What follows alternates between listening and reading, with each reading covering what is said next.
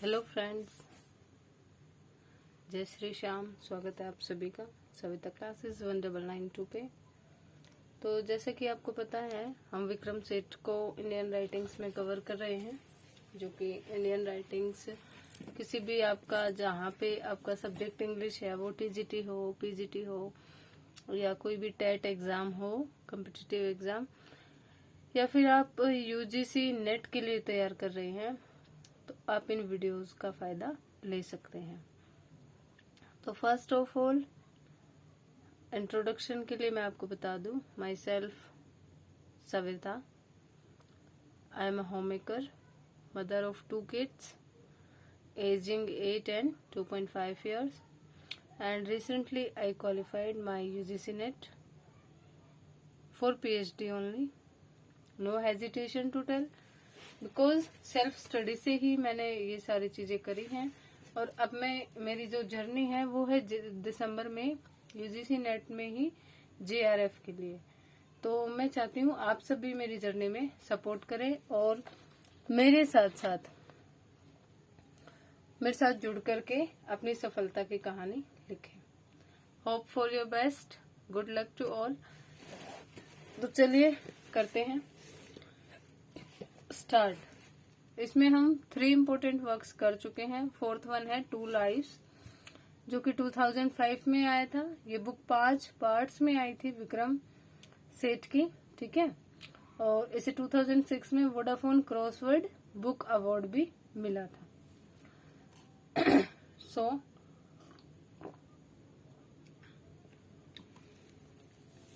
Written by Vikram Seth, it is a compelling non fiction work.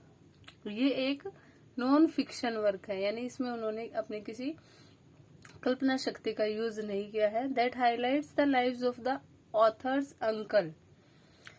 तो ये जो है ये रियल चीजों पे बेस्ड है और ये शो करता है ऑथर के अंकल की लाइफ को, जिनका नाम है शांति बिहारी सेठ, और उनकी वाइफ है जो कि जर्मन जूइश है, जिसका नाम हेनरी कारो है।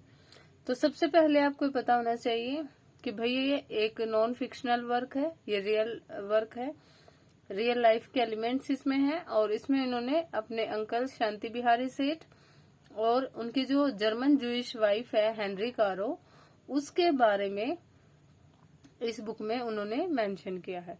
The book interviews their personal stories. जो बुक है वो क्या करती है, बुनती है उनके जो पर्सनल या जो निजी कहानियां हैं उनको दिखाती है। डिस्क्राइबिंग इम्पोर्टेंट हिस्टोरिकल इवेंट्स, और क्या वर्णन करती है, साथ साथ कुछ ऐतिहासिक जरूरी घटनाएं जो उस समय हुई थी उनको भी दिखाती है। और वो कौन सी घटनाएं थी? World war second and partition of India. द्वितीय विश्व युद्ध हुआ था उस समय, और वही जब हम आजाद हुए थे उसी समय क्या हुआ था, भारत का विभाजन भी हुआ था। तो इस बुक में वो सारे एलिमेंट्स भी आपको दिखाई देते हैं। स्टोरी जो है वो शुरू होती है, ऑथर एक लेटर्स के मतलब गट्ठर को पाता है और फोटोग्राफ्स मिलते हैं जो उनके लेट अंकल, स्वर्गीय अंकल से मिलते हैं। शांति के अंकल का नाम होता है who was a distinguished dentist in India, जो कि एक बहुत जाने माने, डिस्टिंग्विश्ड मतलब अपने फील्ड में काफी जो है जानी मानी हस्ती जो होती है ना। तो वो एक डेंटिस्ट थे भारत में। This inspires Vikram to set out on a journey to uncover the interesting life of Shanti and his wife Henny. तो इससे क्या हुआ, उनको प्रेरणा मिली विक्रम सेठ को कि चलो मैं एक जर्नी बताता हूँ, अनकवर करता हूँ, मुझे भी पता लगेगा और मैं अपने रीडर्स को भी ये चीज प्रोवाइड कराऊंगा, जो कि उनकी काफी रोचक कहानी है लाइफ किसकी, शांति, उनके अंकल की, शांति बिहारी सेठ की, और उनकी वाइफ जो जर्मन जूइश है हैनी कारो की। तो जो शांति बिहारी सेठ होते हैं वो एक यंग मैन होते हैं भारत से। वो बर्लिन जाते हैं 1930s में अपनी स्टडी डेंटिस्ट्री में आगे फर्दर कंटिन्यू करने के लिए। There he meets the German Jewish violinist Henny Caro. तो वो किससे मिलते हैं यहाँ पे, जो बर्थ से जर्मन जूइश होती है हैनी कारो, जो कि एक वायलिनिस्ट होती है, वायलिन बजाती है, तो वो उनसे मिलते हैं। चलिए नेक्स्ट बात कर लेते हैं। Wait for some seconds only.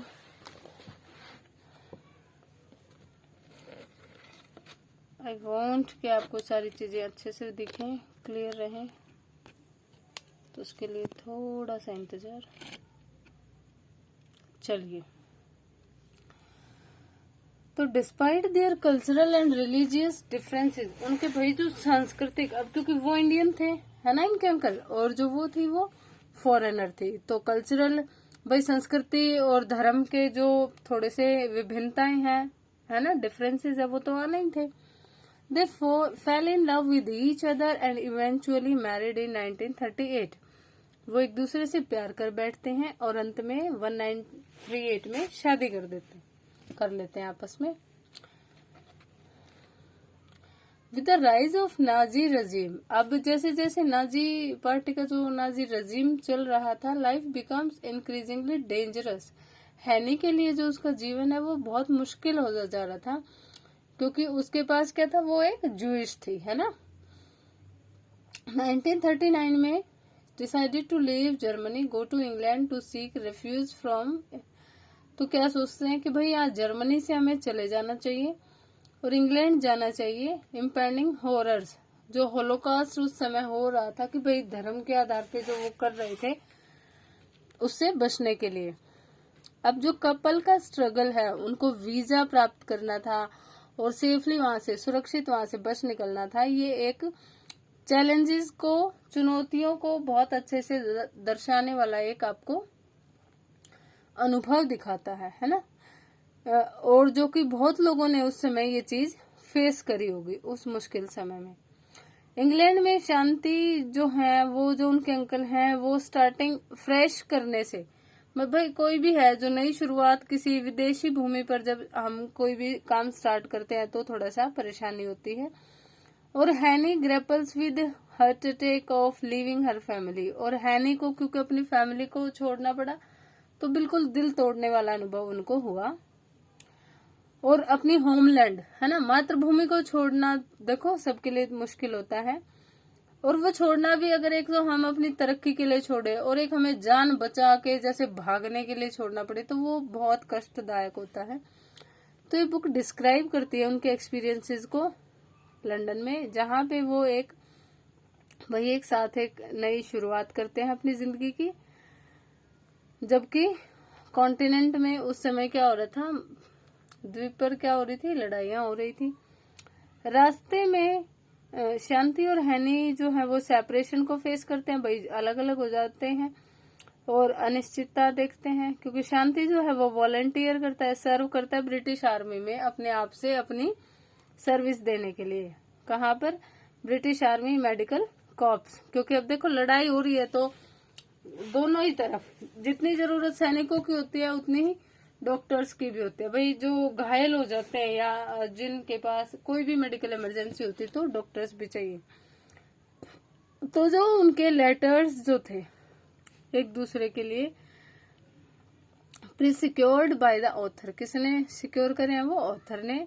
Intimate insight देते हैं कि भाई वॉर टाइम पे जो सेपरेशन हो गया था, लेकिन उसके बाद भी वो कहते हैं ना दूरियों में ही प्यार बढ़ता है, तो ये वो चीज बताने चाह रहे हैं कि डिस्टेंस बेशक आ गई थी लेकिन जो लव था वो एंड्योरिंग था, बढ़ता जा रहा था है ना। जैसे ही युद्ध खत्म होता है, शांति और हैनी जो है इकट्ठे हो जाते हैं, adapt to the post war world, और युद्ध के बाद जो वर्ल्ड था उसके अकॉर्डिंग अपने आप को ढाल लेते हैं। हालांकि वो चुनौतियां भी सामना करते हैं। पार्टीशन ऑफ इंडिया का जो 1947 में हुआ था, जो सब कॉन्टिनेंट जो है इंडिया और पाकिस्तान में ये डिवाइड हो गया था ना। चलिए नेक्स्ट थिंग इज कि जो पार्टीशन है उससे मास माइग्रेशन हुआ था, यानी बहुत जनसमूह यहाँ से वहां चला गया था, यानी कम्युनल वायलेंस हुआ था, धार्मिक जो दंगे वगैरह हुए थे। उससे शांति और हैनी को एक हार्ट ब्रेकिंग डिसीजन, दिल तोड़ने वाला निर्णय लेना पड़ा। शांति ने सोचा कि चलो मैं इंडिया चला जाता हूँ, और हैनी इंग्लैंड में ही रह गई, है ना। जो बुक है वो उन चुनौतियों का बहुत डिटेल में बताती है कि ये डिसीजन कैसा रहा और इसका क्या इफेक्ट रहा उनकी लाइफ पे। तो शांति की जो जर्नी थी इंडिया पे और उनका एसिमिलेशन था इंडियन सोसाइटी में एज वेल एज, और उसी प्रकार से हैनी की लाइफ एक सिंगल मदर के तौर पे जो इंग्लैंड में थी, वो एक हिस्टोरिकल इवेंट्स का बैकड्रॉप दिखाते हैं कि भाई इसकी पृष्ठभूमि में पीछे क्या क्या हो रहा था, और काफी सारे जो है सांस्कृतिक चेंजेस दिखाती है। ठीक है। Through meticulous research and personal recollections, बहुत ज्यादा रिसर्च करने के बाद और अपने भाई व्यक्तिगत जो अनुभव वगैरह या जो कलेक्शन उन्होंने किए हैं, वो एक विविड पोर्ट्रेट करते हैं दोनों लाइफ्स का। किस किस की? अपने अंकल और अपनी आंट की। तो जो विविड पोर्ट्रेट होता है, विविड पोर्ट्रेट होता है चित्रण करना, है ना, दिखाना किसी भी चीज को, प्रेजेंट करना, और विविड होता है बिल्कुल ज्वलंत, जो ऐसा लगे जीवित, आपको ऐसा ना लगे कि आप बस नीरस कोई चीज पढ़ रहे हो, नहीं। He skilfully weaves together historical and personal narratives, उन्होंने बहुत अच्छे से, कुशलता से, योग्यता से हिस्टोरिकल और पर्सनल नैरेटिव्स को क्या किया है, बहुत अच्छे से बुना है, आपस में अच्छा ताना बाना बुना है। Providing readers with a poignant reflection, उससे क्या हुआ, रीडर्स को एक बहुत अच्छी छाप मिली है ह्यूमन कॉस्ट ऑफ वार, कि भाई जो वार, माइग्रेशन और बिलोंगिंग की जो सर्च है कि कोई हमारे पास रहे, दूर हो जाए, तो इन सब की ह्यूमन को क्या कॉस्ट पे करनी पड़ती है, वो यहाँ पे उन्होंने दिखाई है। और अंत में टू लाइव्स एक पॉइग्नेंट है, थॉट प्रोवोकिंग एक्सप्लोरेशन है, एक्स्ट्राऑर्डिनरी जो लाइफ है उनकी, शांति बिहारी सेठ और उनकी वाइफ की। तो ये ऐसे खोज करने वाले हैं, खोजी चीजें यहाँ पे बताई गई हैं जो हमारे सोच को काफी दूसरे लेवल पर ले जाने वाली हैं, है ना, जो हमें सोचने के लिए बाध्य करती हैं। थॉट प्रोवोकिंग होता है जो हमारे सोचने के लिए हमें विवश करे। ठीक है। Next is Vikram Seth's intimate account of his great grandfather aunt's experiences during world war 2 के दौरान उनके जो अंकल और आंट के अच्छे बुरे, मतलब अच्छे जो इंटीमेशंस हैं, ठीक है, वर्ल्ड वॉर 2 और पार्टीशन ऑफ इंडिया के दौरान, तो वो एक ऑफर करता है, हमें दिखाता है नैरेटिव, किस चीज का वर्णन दिखाता है, प्यार का, बलिदान का, और इनडोमिटेबल, जो अदब्य, बिना दबने वाला होता है, ह्यूमन स्पिरिट।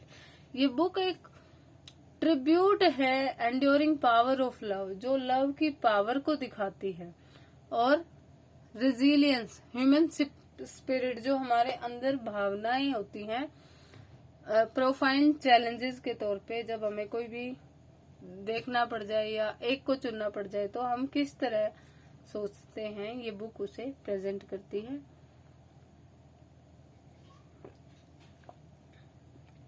ये मैंने अपने सोर्सेज से थोड़े नोट्स बनाए हैं।